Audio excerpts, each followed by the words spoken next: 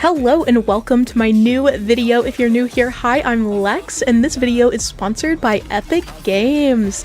Today we're venturing over to Brick Bay in LEGO Fortnite Brick Life, a new social role-playing mode you can discover in Fortnite. In this game mode, you can take on a pretty wide variety of careers as you interact with fellow citygoers and earn credits that you can use to design your dream home, or dream penthouse, perhaps. You can emote with other players on the map or chat with them in text chat to roleplay your new Brick Bay life. If this sounds like your kind of game, I hope you'll enjoy catching the beginning of my Brick Bay life. I wasn't really sure what I wanted to do when I first started, but if you know me, you know I'm really big on in-game design, so obviously my priority was to earn as many credits as possible so I could stock up on furniture and decorations for my home. Essentially, this will be my race to get rich in my first week. The goal? 50,000 credits. The job? Literally anything on the map.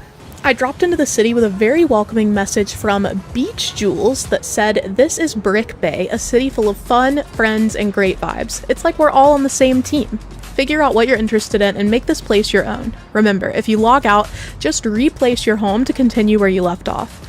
So that's cool. If you exit the game, you can actually summon your house if you go into a new server later. That kind of makes all the hard work worth it to me. My first order of business was to give the city a good look around, and it's honestly gorgeous. It's in winter mode right now, but I'm excited to see it progress through the seasons. I wanted to go ahead and check out my phone, and that was smart because I think it's really going to be a hub in LEGO Fortnite Brick Life. The phone is where you can search for furniture, shop for it, see other players who are in your server, you can see which jobs are trending, and you can view the Brick Bay map, which showcases all the businesses where you can work and also shows where other players are currently roaming around. There are special icons for when a trending job is available somewhere, and as it turns out, trending jobs are really the way to go. For each task you complete in a regular job setting, you get 500 credits, but if you get hired for a trending job position, that credit payout increases to 2,000 credits per task. You can really breeze through your rags to riches story if you just pay attention to what's trending. That feels like a pretty good system to me, if I'm being honest. It kind of encourages you to explore all sorts of careers instead of just picking one and staying there. And then the trending jobs are only from 9 a.m. to 5 p.m. each day, so I appreciate that. It gives you time to go and explore other careers without having to worry about missing out on credits for your time. And then, there's also the whole city to explore, so after 5 p.m. is kind of the time to choose what you want to do instead of, sticking to the trends. Not that you have to do the trends, I just recommend it because you get credits faster. Anyway, the game does guide you along at first, so I did my citizen duty and reported for a job with Budge, who assigned me some tour guide roles. Basically, I got paid to explore the city, talk to locals, and enter different establishments. I was a tour guide, but I was kind of being tour guided, if you know what I mean. I think that's a good starter role because it does encourage you to look around and figure out kind of what's going on. It's also just cute to talk to the little characters roaming. I love that you can auto spawn a car next to you wherever you go, and if you'd like, you can actually use your credits to upgrade your vehicle too, if that's how you want to do it. There's a red convertible option that I saw a few people using. There's a hoverboard, and there's also a motorcycle. I personally was happy with the base car because, like I said, I'm trying to buy a lot of decor. I also discovered during my initial exploring that you can live in a flat within an apartment building too, as well as the penthouse. So in the future, I think I kind of want to design a flat too. If you're like me and you were looking forward to designing a home, I think you'll also find it neat that you can go in other people's homes as long as they allow it. So whenever you claim a place to put your house, whenever you claim a housing plot, you can either refuse visitors or allow them. And some people had really cute home designs already. Some people also did lock me out though, and I don't know, that was messed up. They know how nosy I am, it felt personal. Speaking of the housing plots though, there's also a neat selection of houses to choose from when you begin. Some of them are paid options, so that's how I set my baseline for my credit goal of 50,000. The houses I liked were 36,000 credits, so I knew I needed to make that much in order to buy the house itself, and then obviously I wanted a lot of credits so that I had a pretty flexible option for decorating my house. I am also a proud member of the Fortnite crew, so I do have some LEGO bundles that you might not see if you're a new player, but I think it's going to be really fun figuring out my interior later. On to my favorite part of the brick life so far. Let's talk the careers. I showed you the map earlier, so you can see a lot of the labeled places where you can get a job, but actually learning the roles was more fun than I thought it would be. Different jobs had different tasks to complete, and here are a few of the ones I tried. Before that though, thank you so much Epic for sponsoring this video. Obviously first I was a tour guide with Budge. He was great, but I told you there are different trending jobs each day, and I love to stay on trend. So for my second day, I chose the professor position at the very mysterious Morndale Academy.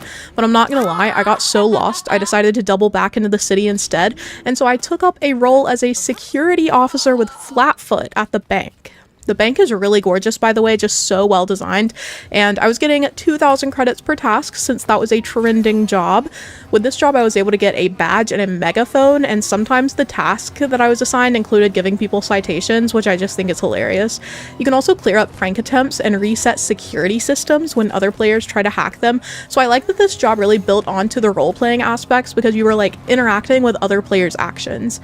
I protected the streets of Brick Bay, but mostly just the bank itself, because I'm not gonna lie, I got lost in there too, and then low-key I think I stole some stuff, including like a gem from a safe. I also slept on the job a little bit as a treat, and then I was on to my next job, star employee. After 5 p.m. when the trending job was over, I was looking at the map and I noticed that there was a nearby building called Cozy Paws Cafe, and chat, you're not going to believe this. It was a cat cafe. Look at me. I'm literally wearing my cat girl outfit, complete with my little cat ears, and I found a cat cafe. Of all the jobs they could have put into Brick Bay, this is the best one, like 100%. Obviously, I was obsessed and I had to take the job there immediately. The little cats were like varying sizes and they had the funniest names, including Shrimp and Chili. I can't even choose a favorite because they're all adorable, and they were just like bouncing around, living their best cat cafe life. So anyway, I spent my evening feeding and petting cats, and then morning brought a new trending job as a personal trainer at the gym, which wasn't far away. I showed off my muscles because I was confused about my job instructions, but it's okay to flex sometimes as a treat. This job really highlighted another thing that surprised me about this mode in LEGO Fortnite, and that's the way you can interact with so many things.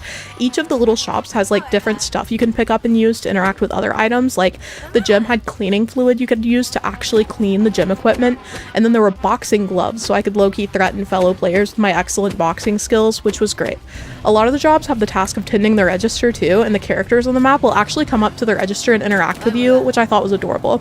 This was really healing for my inner child's like former dream jobs. Like, who didn't want to be a cat cafe barista? Hello. After the gym job, I really settled in to grind out some credits, so I did hit the halfway mark at a sushi restaurant and then moved on to work at a stable, which is just as adorable as the cat cafe was, by the way. At the stable, you can pet horses and you get to muck their stalls, or their stables. You can also refill the troughs with feed, and I just love that there were interactive animals with some of the jobs. Like, I feel like I'd definitely pick either the cat cafe or the stable for a long-term job if I wanted to settle into just one career. I also just want to note really quick that as I was going through these different jobs and learning how to do stuff, it was really funny to catch moments with other players. So like, as I was leaving one building, people were just randomly laying on the ground outside the building. So obviously I joined.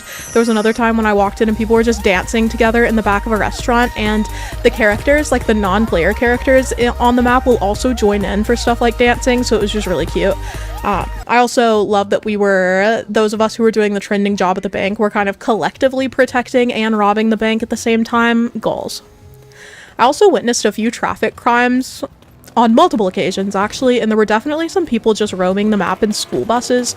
So anyway, there's always something to get into or witness if you're running around Brick Bay. All of that said, I actually managed to get 51,000 credits between all of my jobs, and it really did only take me about a week in game. I will say you should make sure to stop by one of the ATMs each morning to grab your extra 1,000 credit citizen stipend, because that was a nice little boost. But I immediately went to my lot, which I claimed with another house just because I knew I wanted to live there and I didn't want another player to grab it. I have this like cute pier and it like looks towards a mountain. It was just a cute plot, okay, trust. But anyway, boom, I got my dream home. You'll have to come by for my next video if you want to see me decorate it, and trust me, it's going to turn out amazing. I already have so many ideas.